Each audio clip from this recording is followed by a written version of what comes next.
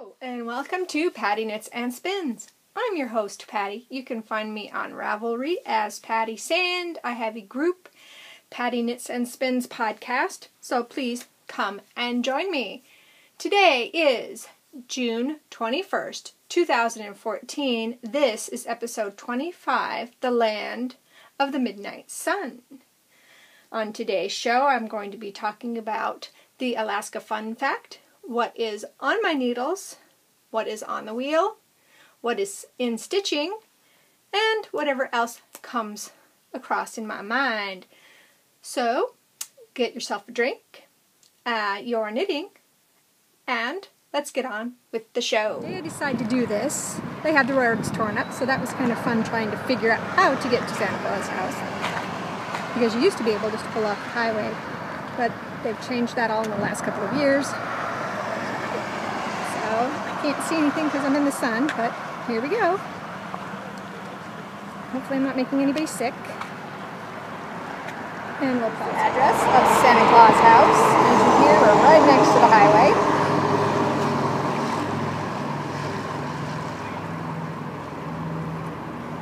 So when kids get letters from Santa Claus and you've sent them to North Pole, they actually come from here. Pretty cool, huh? Shots of the building.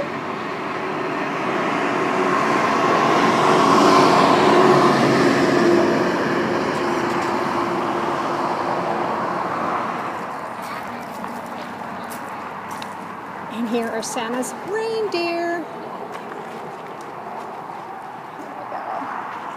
I didn't know they had these here. And here's some more of the building.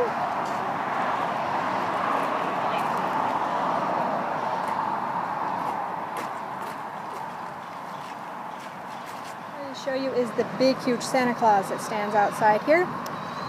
Like, he was 2 years old, or 3 years old, and his arm fell off in the middle of winter because it was so heavy and full of snow. But he's up again, and that's been years and years ago. So, kind of span out. This thing has grown up a lot since I was a kid. Here's some more of the outbuildings. I'll do a real slow pan. Sorry, jiggle. Get your picture taken there. And there we go. So this, guys, is Santa Claus' house up in North Pole, Alaska. One of the tourist attractions here in the Great Northwest. Or the heartland of Alaska. Or the Golden Heart City. Hopefully you guys enjoyed this, and I will get with the regular scheduled program probably tomorrow. So I'm taking this on Friday, the 20th of June. So tomorrow is the longest day, and I'm hoping to record on that day. So I will be seeing you guys soon. Bye. I like that look at the Santa Claus house, and keeping in that vein, I decided to talk a little bit about the Santa Claus house. The town of Davis changed their name to North Pole in 1953, where their motto is, where the spirit of Christmas lives year-round. The Millers purchased that property in the 1950s and had a general store, and then they changed to Santa Claus House. They purchased that statue in 1978 for $4,500 from the Seattle Fair. And I believe that the Seattle Fair was in 1965, I think is what I remember. It was in disrepair, so the Millers fixed it up. And in 1983, it was put in its spot. The Guinness record has that listed as one of the largest Santa Clauses. He is 42 feet tall and stands on an 8-foot base. So I thought that was very, very interesting. And it weighs 900 pounds because it is a fiberglass Santa. So I hope you enjoyed that Alaska Fun Fact. So I'm going to jump right in and talk about knitting now. On the needles, I am doing the Magia or Magia knit along. Let me see if I can find that page. It's by Laura Nelkin. And I'm doing it on the mustache yarn, Hell of a Skein, and in the red. It's red. I'm sorry, I can never say that correctly. So here's the yarn. And if you want to be, if you don't want to be surprised, look away, because I am showing it now. I finished clue number 2 this week. And here it is. I think it's this way. I am knitting this on a size 5. Yeah, on a size 5. So here is clue 1. And then clue 2 is attached.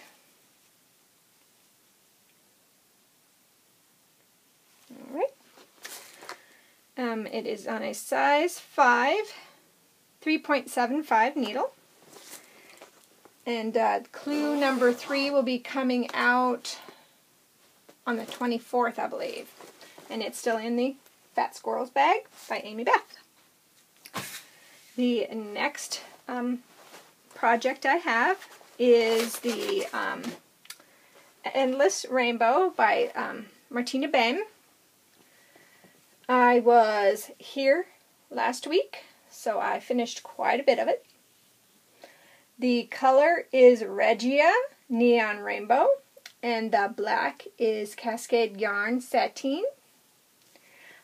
I am knitting this on a size 1, 2.25, and I really wish I had gone up to like a 3 maybe, because it is very dense.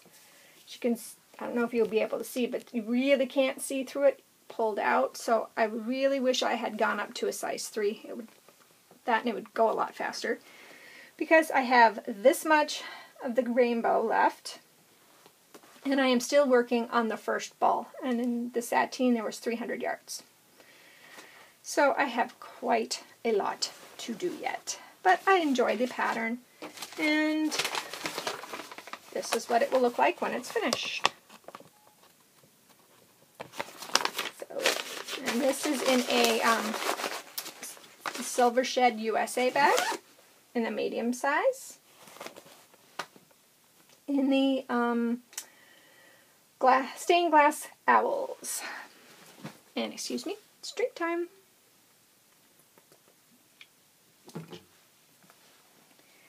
And I went ahead and started a pair of socks for myself.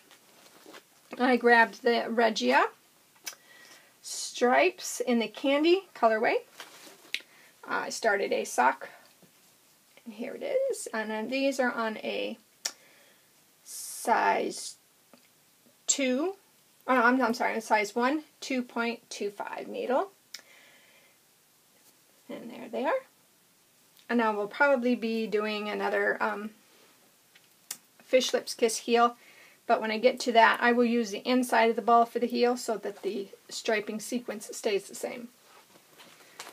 And I'm only on the first one, so this one may take me a while, because I've been having a lot of fun with spinning. Excuse me, grab my wheel here. I finished the second bobbin of the Vine Maple colorway that I got at Sock Summit, the second Sock Summit. And here's the card. It is 100% virgin wool. I am working on the third bobbin, and I have this much of the third bobbin to do, and then I'll have another 2 ounces for the fourth bobbin. So that's going really well, and that is on my Ashford Traveler. On the Joy, I decided that I needed some fun stuff, so I grabbed the Northern Lights in the toffee colorway and spun up all 4 ounces. And it just came out so thin and fairly consistent. I was really, really, really happy. I'm letting it rest for a while because I'm trying to decide if I want to try 3-plying it. Here we go. or if I'm just going to wind it off on a ball winder and do a 2-ply. I'm not quite sure yet what I want to do. I just finished it last night, so I'm going to let it rest for a little bit. But I'm really, really, really happy how that turned out. Like I said, I spun this on the Joy. I went to a friend's house this week, and she gave me this beautiful 100% bamboo yarn. Isn't that pretty? It's by, let me see. Oh, just a second. I got that jump. The phone rang. I went to a friend's house this week, and she handed me this beautiful skein of pure bamboo that was dyed by Teresa Rush of the Portland Spinners Guild, Weavers Guild, Hand Spinners Guild. There we go. Isn't that pretty? It's got, hopefully you guys can see it, it's got purples and blues and greens. And I think what I'm going to do is find a color that would look offset it a little bit and put it on my loom and make a really pretty scarf or table runner or something fabulous. But there we go, there it is. I think it's so pretty, pretty, pretty, pretty. And I also got something great this week. I got Curly. Curly is my head that I found at Joann's for $4.99. Couldn't pass it up. I thought it was awesome. So I added Curly to the array of fun things that I have sitting behind me. And I'm very, very happy. I will be putting hats on her as the time goes. What's on that now is the willow cowl that I knit out of Socks That Rock, medium weight. And I can't remember the colorway right offhand, but yeah, that's Socks That Rock colorway. And stitching in my Erin Lane bag that I got at the first SSK. I have the haunted Halloween Town. There we go, the Halloween Town. I have it finished, so if you don't want to be, if you don't want the surprise ruined, you'll need to go look away. I will not talk about what's on it. I will just show it. So here I go.